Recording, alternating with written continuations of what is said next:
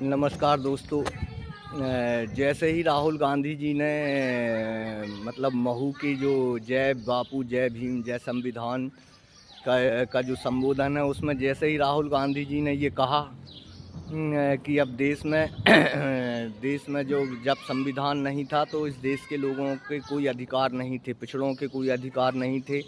SC ST के कोई अधिकार नहीं थे, आदिवासियों के कोई अधिकार नहीं थे। तो जैसे ही दोस्तों राहुल गांधी संविधान की अधिकार की बात करते हैं और जैसे ही उनने राज्य रजवाड़ों पर जो एक बात बताई कि राजा महाराजाओं के समय पर SC ST OBC और पिछड़ों के कोई अधिकार नहीं थे, तो आपने देखा कि किस तरीके से एक यंग लीडर हैं जो 20 साल कांग्रेस में रहे, सिंधिया जी, और जो अब BJP ज्वाइन कर ली है, और इस और जो केंद्र में मंत्री भी रहे और भाजपा के नेता हैं, उन्होंने किस तरीके से राहुल गांधी जी की इस बात का जवाब ट्वीट के माध्यम से दिया। तो मैं कहना चाहता हूं कि सिंधिया जी को बताना चाहिए कि जो प्रीवी पर्स जो रियासतों को दिया जाता था, जिसको आज की भाषा में हम GST कलेक्शन का पैसा कहते हैं, जो देश का GST कलेक्शन में से जो प्रीवी पर्स जो दिया जाता था राजा महाराजाओं को, जिसको स्वर्गीय इंदिरा गांधी जी ने 1971 में 26वां संविधान संशोधन करके उसको समाप्त किया गया। तो ग्वालियर राजघराना भी उसमें से एक था, जिसको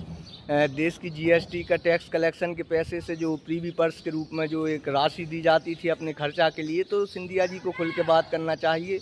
राहुल गांधी जी पर सवाल अगर उठाते हैं तो आप आइए, उनसे डिबेट कीजिए और आप बताइए कि राजा महाराजाओं के समय पर SC ST OBC या आदिवासियों के क्या अधिकार थे, उन्हें क्या सुविधाएं मिलती थी, तो उन्हें बताना चाहिए। लेकिन दोस्तों, जैसे मैं कहता हूं कि राहुल गांधी जी कुछ कहते हैं, जब इतिहास की बात करते हैं तो कुछ तथ्य ऐसे निकल के आते हैं, जैसे प्रीवी पर्स एक ऐसी राशि थी जो आज़ादी के बाद राजघरानाओं को दी जाती थी, जिसे 1971 में इंदिरा गांधी जी ने 26वें संविधान संशोधन से उसको समाप्त कर दिया, और सारे GST और देश का टैक्स कलेक्शन का पैसा देश की जनता के विकास योजनाओं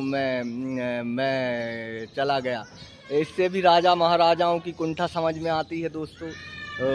ये तो चर्चा होना चाहिए, देश के इतिहास के तर्कों पर, तथ्यों पर चर्चा होना चाहिए।